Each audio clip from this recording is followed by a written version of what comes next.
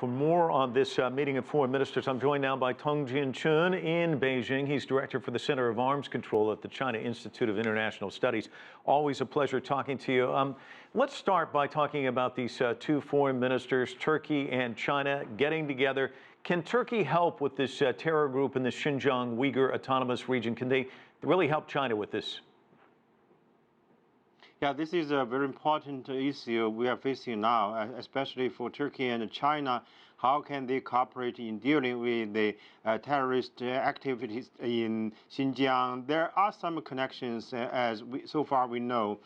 So I think this time the address on the cooperation between the two governments in this regard will contribute greatly for the future, preparation for any, terrorist attacks both in Xinjiang and also in Turkey. So I think the two leaders this time, the meeting, of course, is very crucial for the cooperation.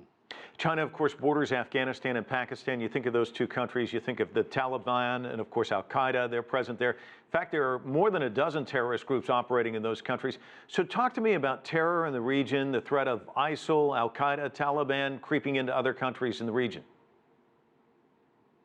There are some new features for terrorist activities in Asia-Pacific region. For example, as we discussed just now, the connection home and abroad, and also the wide use of social media to proliferate the extremist ideas for the young generation. And of course, Afghanistan and Pakistan are two good partners of China for decades. So I think the contribution by the Chinese government will give, some, positive impact on the peaceful and stable development in these two countries.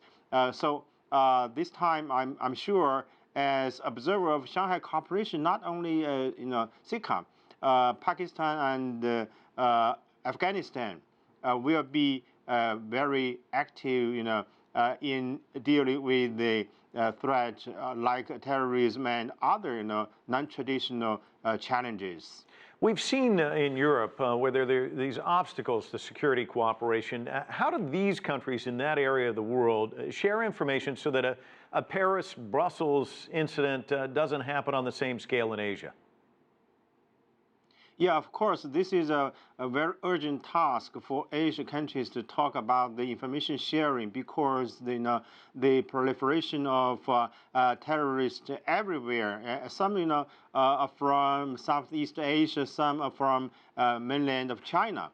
So I think though there are some mistrust among the country concerned, but I think while facing the common challenges like the terrorism in this region, countries should think about their in a proper way to cooperate, especially to share the information. I think the information for anti-terrorism is very important for the countries concerned to have a very efficient preparation to deal with any attacks from the terrorist groups.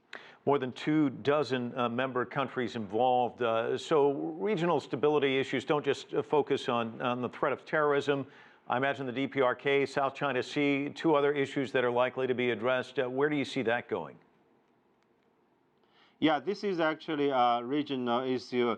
Generally speaking, Asia-Pacific region has been a driving force not only for the economic development of the world, but also for the peace and stability of our community. So this time, of course, we are facing some challenges like DPRK nuclear issue, the standoff among countries in the South China Sea, and the standoff between China and Japan in Eastern China Sea. All these should be, in a very controllable way to talk about the cooperation. Of course, I'm sure, while we are facing such new challenges, we should think about the way. We should have a new mentality and not only use zero-sum game theory. We should have a win-win cooperation.